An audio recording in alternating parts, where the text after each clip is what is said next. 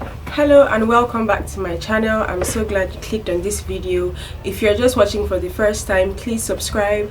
I post videos every Monday, and my videos are based on business topics, entrepreneurship topics, and a whole lot more that will be coming soon. And if you're coming back, thank you for coming back. I assume that you like my videos, and please like this video, just to show that you like the videos I'm making, and yeah, so I can make more. Anyway, so today's video is going to be about transitioning your business.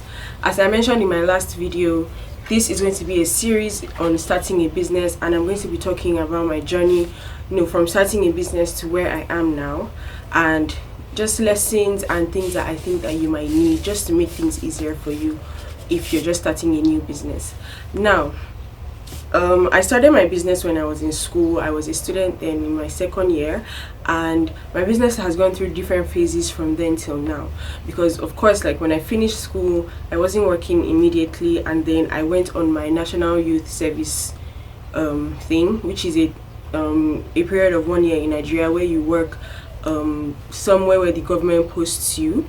So they could post you to a school, they could post you to a government office, just depending on where you get posted to. So you work there for a year, and you're not like a full-time staff, but you're like an intern, sort of, but it's called NYSC. So my business went from after school when I wasn't working to during NYSC to now when I'm working as a 9 to 5. Anyways, so it took some lessons and just making mistakes and stuff here and there for me to be able to get my business to where it is now, and that is what I'm going to be sharing with you today. So a little backstory as usual. When I finished uni, I wasn't working at the time. I was waiting for my NYSC, so I wasn't really doing much. I was just at home. Of course, the expectation is that business will continue as usual since you were doing it in school, but it just wasn't the same. I wasn't getting any calls, I wasn't getting any orders, and I was like, what is going on? Like, I was ready to quit at some point. I was just like, you know what, I'm not doing this anymore. This is over for me. I'm just not interested. But luckily I wrote it out, and I was just patient, and there are a number of things that I had to learn during that time, and that helped me through. So the first thing I would say is to be patient. Now, when you're in school, or when you even at a 9 to 5, sometimes at a 9 to 5 your colleagues patronize you or something, and then you have people who are readily, because you are kind of in their face. So in school you're in your classmates' face, you're in your dormitory mates' face, you're just in their faces, they're seeing you all the time. But when you are apart, when you are now on your own, you're not there all the time. There are so many things competing for their attention, but you have to be patient throughout this time. You have to find, okay, where is my target audience now? Since I am not really in these people's faces anymore, my old customers, how can I be in somebody else's face who needs my service? That is the next thing you need to do. And with the help of social media, it's actually a lot easier these days. You can be in anybody's face wherever they are. You just keep posting on social media and making sure that you're following the right people, and your target audience is following you. At the time, like, social media wasn't, like, when I first started, the social media wasn't so big, but now a lot of things have changed, and I think it might have been a bit easier for me now than it was then to have transitioned my business, because then it was just like I was in an island on my own. Like, nobody just knew that I was offering these services. But what really helped me actually was Instagram, being able to meet people on Instagram and on Twitter, and just like pushing my stuff. But I had to be patient, because it did not happen in a day, it did not happen in 2 days, and it did not even happen in a month. So I had to be really patient. The second thing I would say is to do your research. Now, do your research in the sense that you need to find out who your target audience is and what they want. When we were in school, it was okay for me to make only skirts because people like skirts, people wore skirts very often. Now, like, I hardly get customers who just want only skirts. So that's how, people from school might come and be like, oh, Ibukun, I want skirts now. But a lot of people don't want skirts. They want dresses, they want trousers, they want jumpsuits. And I had to grow my business to that. So I had to see what my audience wants right now. Even though my audience was in school then and they wanted skirts then, that doesn't mean that they want skirts now.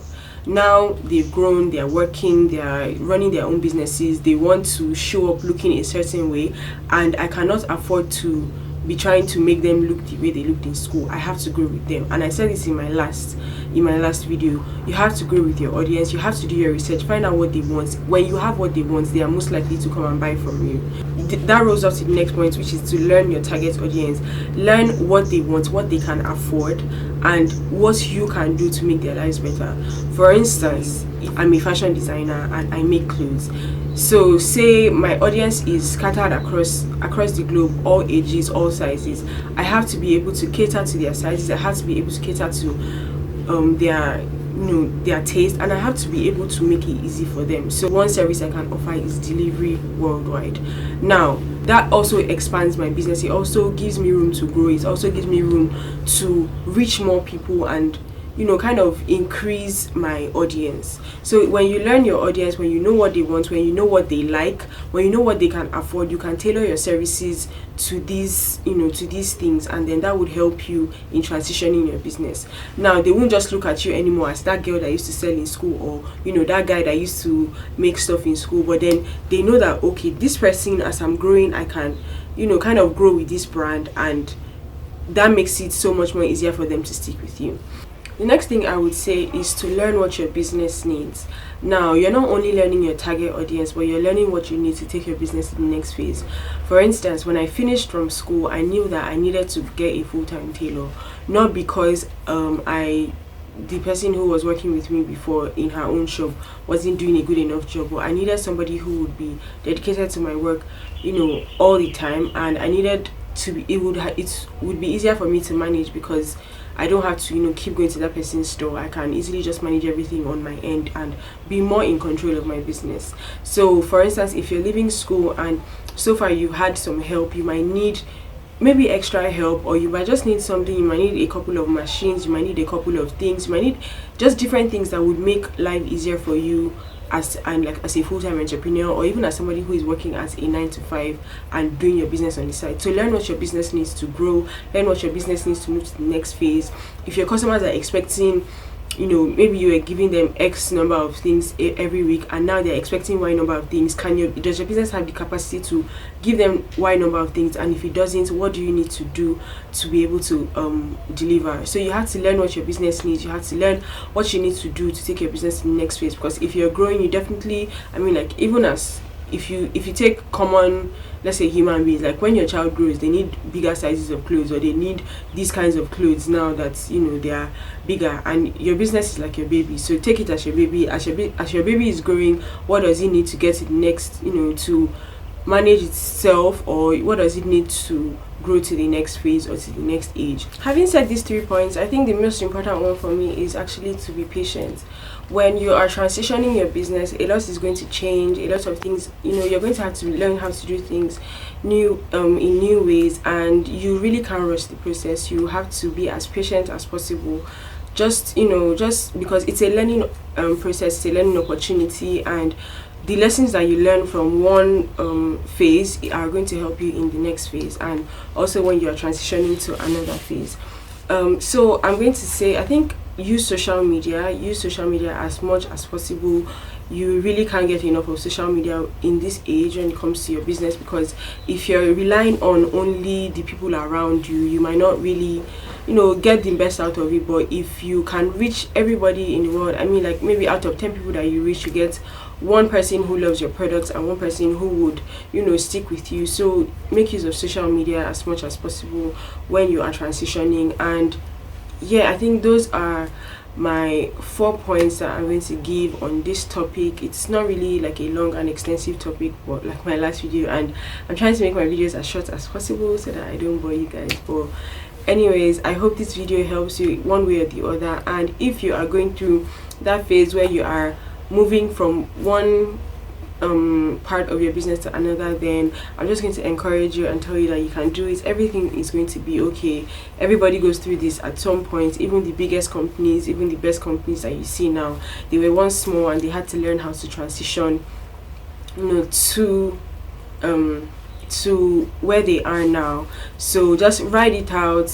Just keep doing what you do, keep improving yourself, keep improving your products, and you'll see that with time everything will work out.